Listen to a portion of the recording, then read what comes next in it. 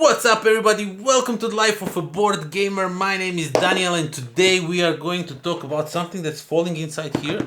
Not sure what's going on. Today we're going to talk about Moorland. It is a game where you are building your Moorland and you are populating it with different plants, different bugs and animals, and by the end of the game whoever did that the best is the winner because he got the most points, right? So let me show you how the game looks inside because it's really...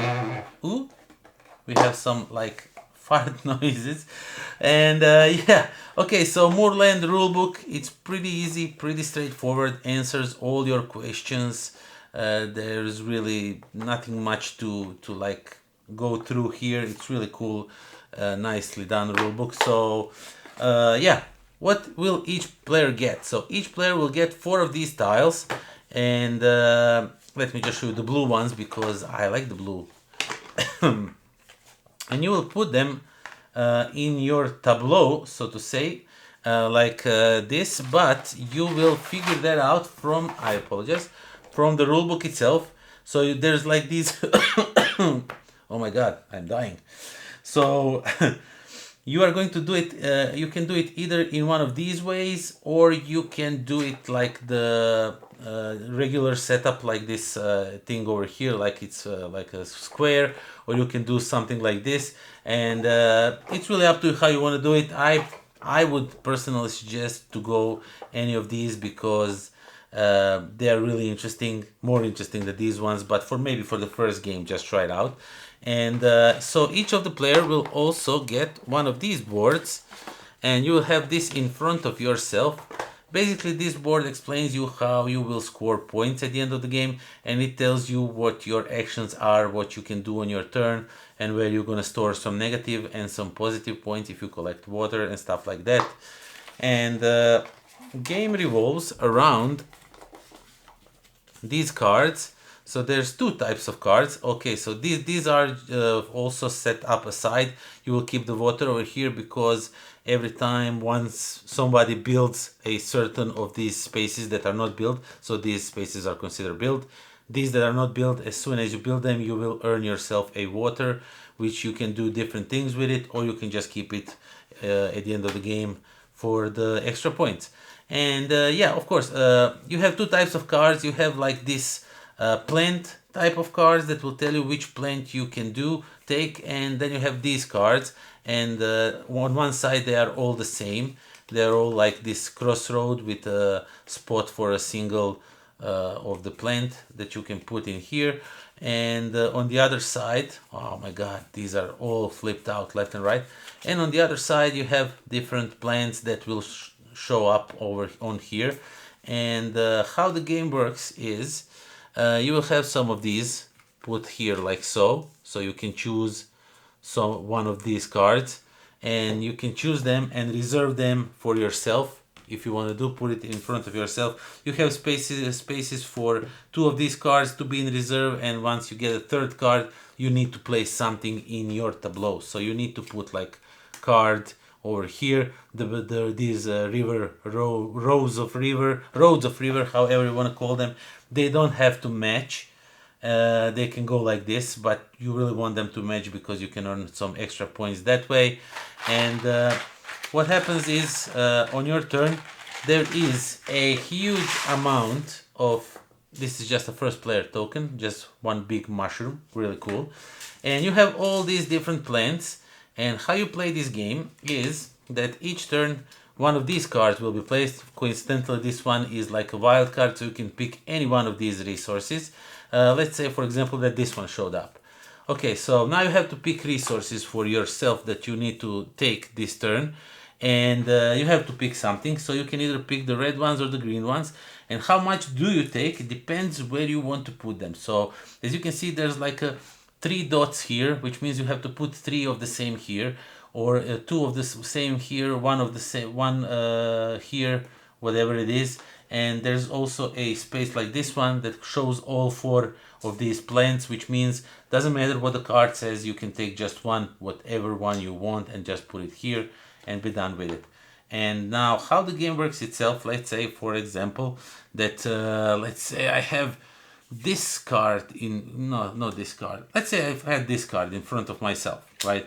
And I want to play it, but first, let's say that resources showed up this one. So I'm just gonna set up a little bit so you can just see how the game works itself.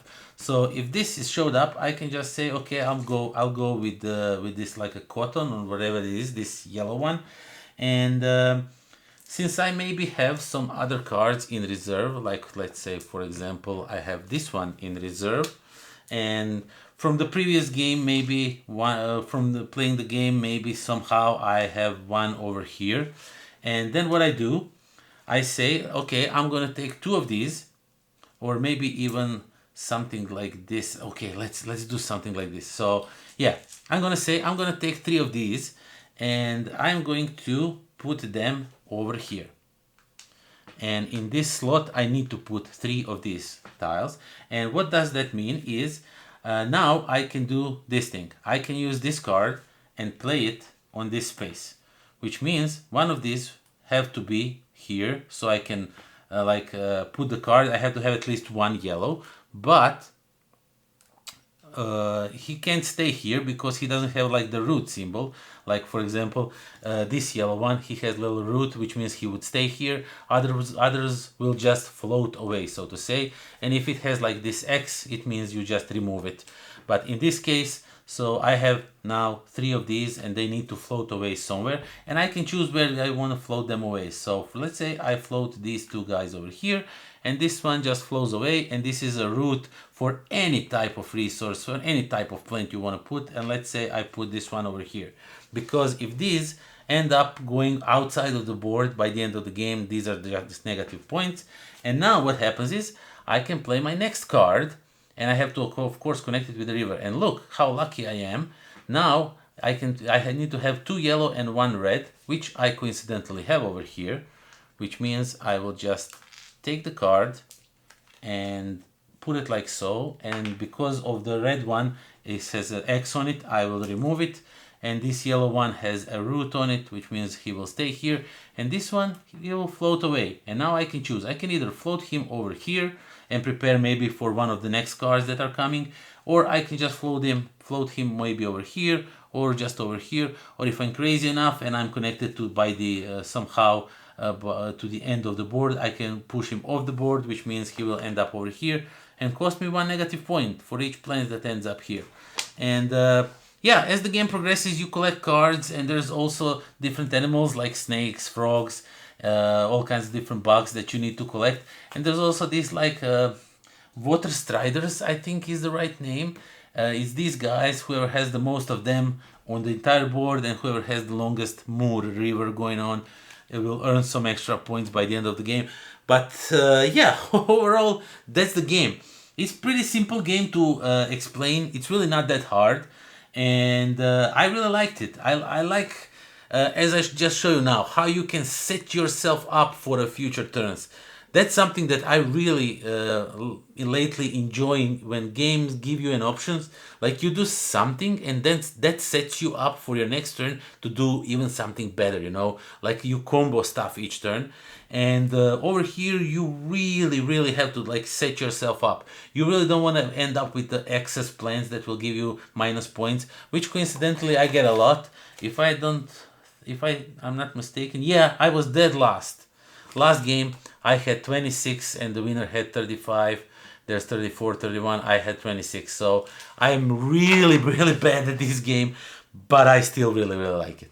I just enjoy how you set yourself up, how everything works, and the card draw. And when these plans will show up, you always have these joker tiles that you can, like, if over here doesn't show up anything that you really need, you want to like keep these spaces empty and just take something that you maybe have for the future card, for future turns. Set yourself up for some great cards, you know, like for example this one can help you out a lot because it has 2 X's on it. It gets rid of 2 plants. Sometimes it's not good because you need those plants for other cards that you collected, but you know, you still want to get rid of those cards, so you have to figure everything out. And while you are figuring all that out, you still have to figure out all the roads to connect them as much as you can, so you can earn as much points as you are able to. and really awesome game. I enjoyed every little bit of it. I enjoyed how everything works. I think this is game that's highly overlooked, actually. If I'm not mistaken, last time, like 2 weeks ago when I checked it out, there was not a single video review for this game. Maybe it's still like that, so this will be like a first review of this game, and I'm not sure why, because this game is awesome. It works. It gives you this nice feeling of when you successfully combo stuff. It fills you with this feeling. Yeah, I did that, and it was great. It looked awesome.